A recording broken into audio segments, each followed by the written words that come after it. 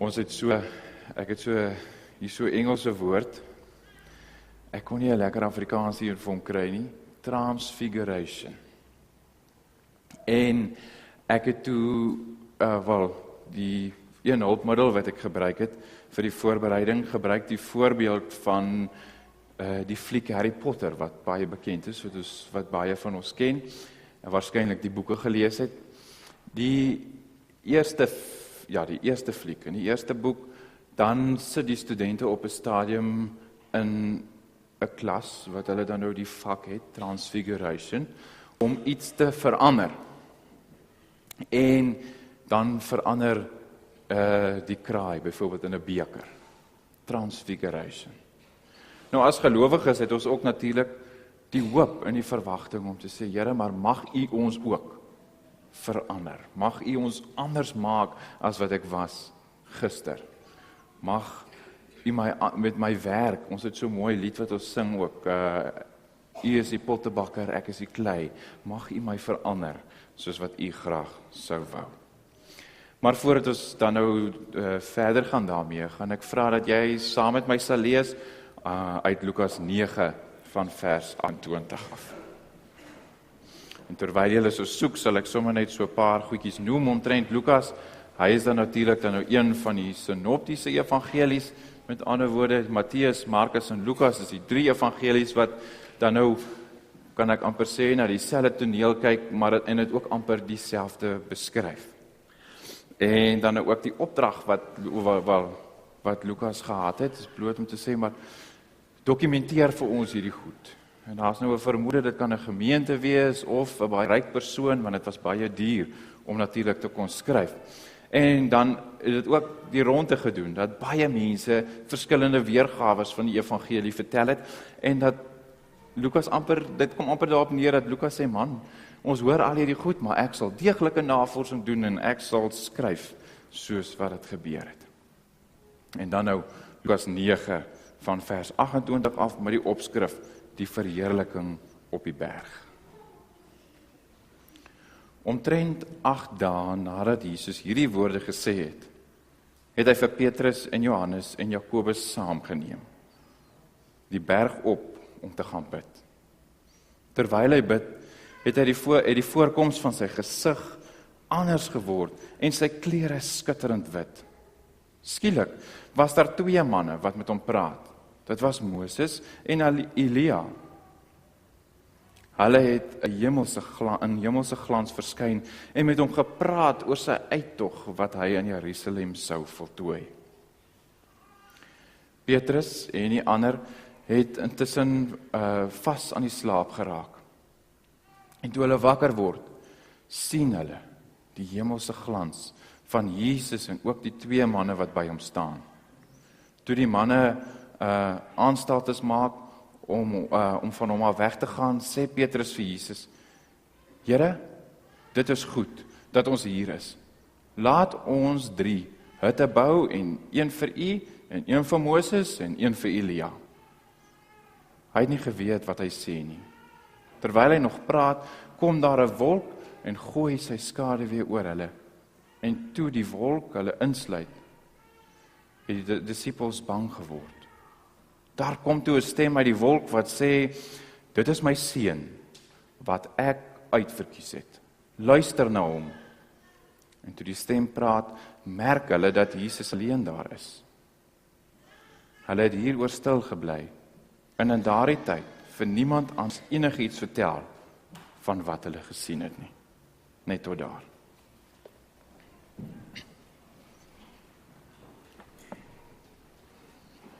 Wanneer ons na hierdie verhaal kyk, dan is daar natuurlik meer as een ding wat hier gebeur, en wat dan ook hierdeur probeer beklemtoon word oor wat aan die gang is. Eerstens, hier is Jesus met van sy disippels op die berg. En toe hy begin bid, toe verander sy gesig en sy klere. En dan soos die opskrif sê, die verheerliking op die berg. Daar vind 'n verheerliking plaas. Dan is daar groot manne, soos Moses en Elia, en dan ook natuurlik die stem uit die wolk. En wat gebeur hier? Dis bloot 'n bevestiging oor wie Jesus werklik is. Hierdie is die Seun van God, die Messias. En dan nou natuurlik, later sou hy dan die een wees wat moes ly en die straf van die mensdom op hom moes dra. Natuurlik volg hier dan ook die 3 groot momente eintlik, waar rondom ons geloof draai, waarom ons hier is vanoggend oor wat ons bely, en dan ook natuurlik deur die doop te bedien, bely ons ook iets daarvan. Hier word iets gesê van wie Jesus is. En dat dit wie hy is en wat hy doen, onafskeidbaar van mekaar is. Byvoorbeeld sy lewe, die dood en natuurlik dan sy opstanding en die hemelvaart.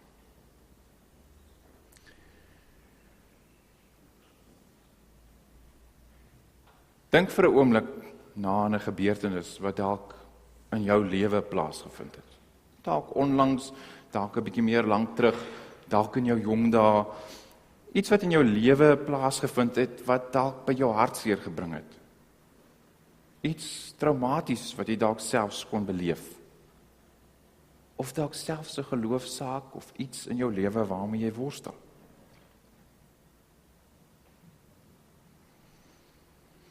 Wanneer ek gelowig is en ek oortuig is van die verlossingswerk van die Here Jesus, word ek natuurlik nie gevrywaar van lyding nie. En waar ons nou vandag hier in die kerk sit, 2000 plus jaar na hierdie gebeurtenis, dan kyk ons terug met die oë van 'n waarin daar 'n belofte ook vir ons waar geword het.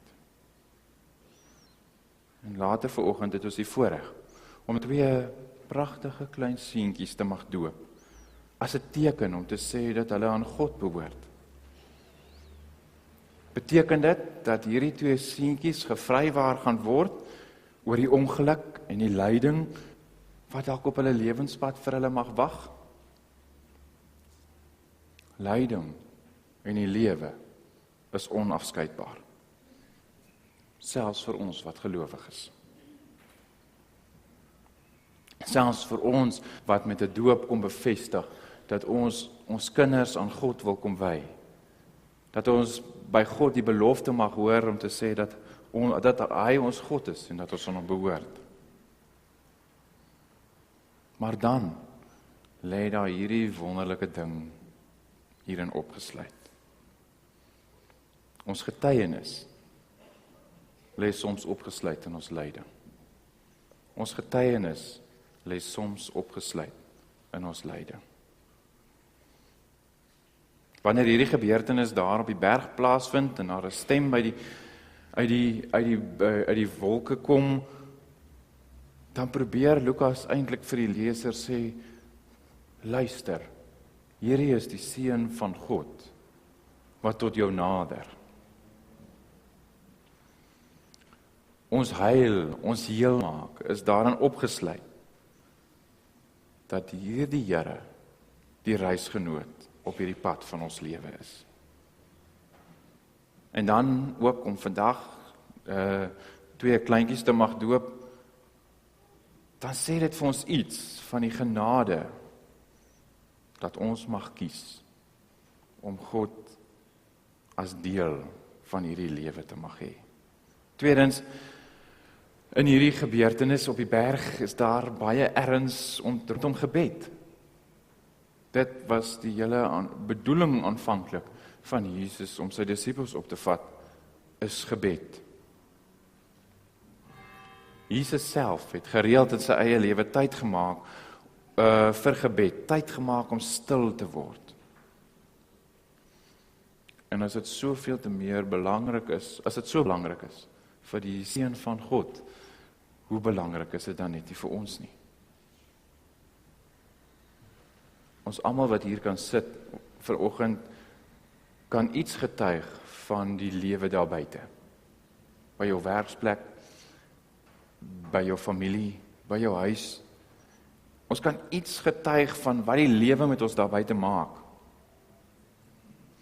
Ons kan getuig van besige skedules. Ons kan getuig van om te sê, maar ons het nie tyd nie, ons kom nie hierby uit nie, ons kom nie daarby uit nie. As die lewe soveel anders te was. Mag dit iewers in jou lewe so wees dat jy die geleentheid mag kry om stil te raak.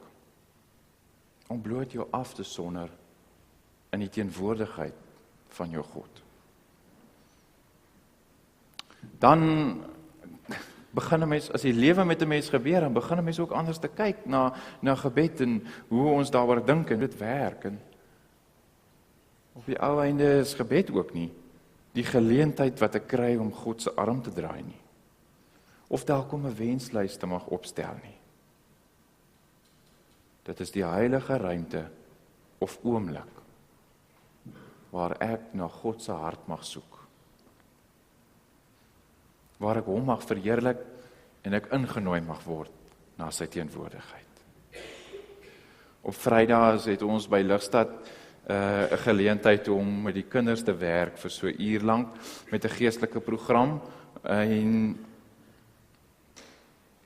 weekliks wat ons daar doen en saam met die kinders, vir die kinders leer om te doen is om te bid, om stil te word, om saam te bid.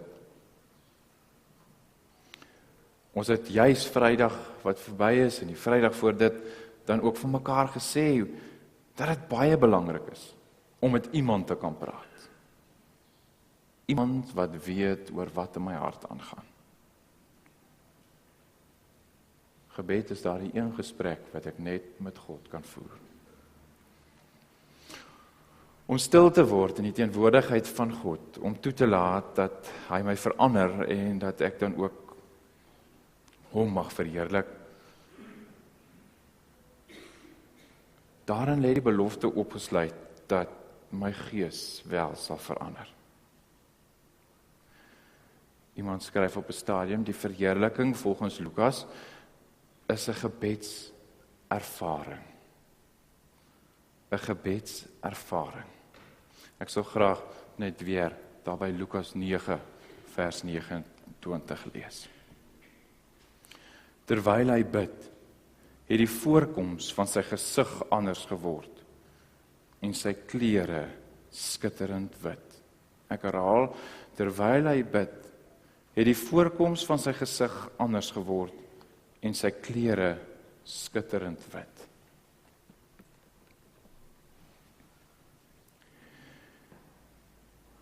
Gebed het die potensiaal om my nader aan God te bring. Wanneer ons sy teenwoordigheid beleef, mag dit so wees dat sy gees ons aanraak en ons harte verander. Wat uitsprei dat ons lewens verander. Wanneer ons stil raak in die teenwoordigheid van God om bloot saam met op die berg te mag wees, sprei daar iets uit van wat ons bely. Wat ek glo van God. En natuurlik moet dit ook 'n getuienis word. Wat is dit wat hierdie twee dopelinge vanoggend mag ontdek? In hulle verhouding, in hulle ouers se verhouding met God en natuurlik ook met mekaar. Wat is die getuienis wat mense rondom ons mag beleef? By die werk, by die skool, by my familie, in my huwelik en dan ook natuurlik die belangrikste, teenoor myself. En dit bring my by die derde invalshoek ten opsigte van hierdie verhaal op die berg. En hierdie gebeurtenis is die gebeurtenis wat nie net bly by die verheerliking van Jesus nie. Dit maak die identiteit van Christus duidelik. Net wat ons in die begin genoem het. Maar dit laat ook die kollig val op die identiteit van die wat aan God behoort. Ek, gelowige, moet my identiteit in God ontdek. Hoe handhaaf ek my getuienis? Wat is ander se belewenis ten opsigte van my getuienis? Jesus nooi sy disippels uit om saam met hom gaan bid, en dan kry hulle die voorreg om 'n verandering te aanskou. Ek en jy kry vanoggend die geleentheid om net weer opnuut na God te nader en die verandering te aanskou. Die verandering van ander se lewens en die verandering van ook my eie. Vanoggend staan ons as gemeente en ook jy as individu voor die doopvond. Om net weer herinner te mag word aan jou eie doopbelofte. Dat jy met die lewenspad wat jy al geloop het, net weer mag beleef dat God sy belofte met jou kom bevestig. God het vir jou sê, maar ek wil jou God wees. Die oomblik en die ruimte word geskep deur God self om verandering te bring. Die doop is vir my en vir jou wat dit vandag mag aanskou 'n teken dat God met mense nuut begin. Nie oor nie, nuut. God begin met mense nuut. My verlede is deel van my verhaal. God en my toekoms ook. My enigste troos in lewe en dood is om te weet dat ek aan die Here Jesus behoort. En dat ek die geleentheid mag kry en die voorreg om saam by die berg op te gaan. Om die feit dat ek hier is vanoggend iets daarvan te sê, Here, maar ons is hier om U te verheerlik. Dit word deel van ons geloofsbelijdenis. Here, dat ons die doop mag aanskou vandag, dat ons glo en daarvan oortuig is, dat U met ons nuut begin. Here, dat ons ook glo, dat U mense kan verander. En dat ons ook kan sê, Here, maar ons wag op U, sodat U ons harte mag verander. Mag ons aan hierdie belofte vashou, dat die doopouers wat die voorreg mag hê om te sê, Here, ons is hier om ons kind aan U te wy. Ons is hier om te hoor, wat is die belofte wat U vir ons kinders het. Maar dat ons as gemeente en as individu, dat ons ook net weer mag hoor, dat ek aan die Here behoort. Amen. Here Jesus, help ons om U sagte geur te mag versprei oral waar ons gaan. Laat U lewe en U Gees so deur ons vloei, dat ons brodens toe vol word van U liefde. Beheers ons lewe, deurdrink ons so volkome, dat ons klein lewe iets sal weerkaats van die skittering van U wese. Laat U lig deur ons straal, sodat ons lewe so sal skyn, soos U sin, met elke mens met wie ons te doen het, dat hulle iets van U teenwoordigheid in ons mag ervaar. Laat hulle na ons kyk en niks anders sien as vir U, Jesus alleen. Bly by ons, sodat ons U warm liefde deur ons kan laat uitstraal na ander. Dit sal nie ons wees nie, Here, maar U liefde, U lig, U warm hart, wat in ons begin klop het. So wil ons U dien, terwyl U dan ook deur ons dien. Ons wil U prys, sonder om te preek. Mag ons op U wag, vir die voorreg om die verandering te aanskou. Amen.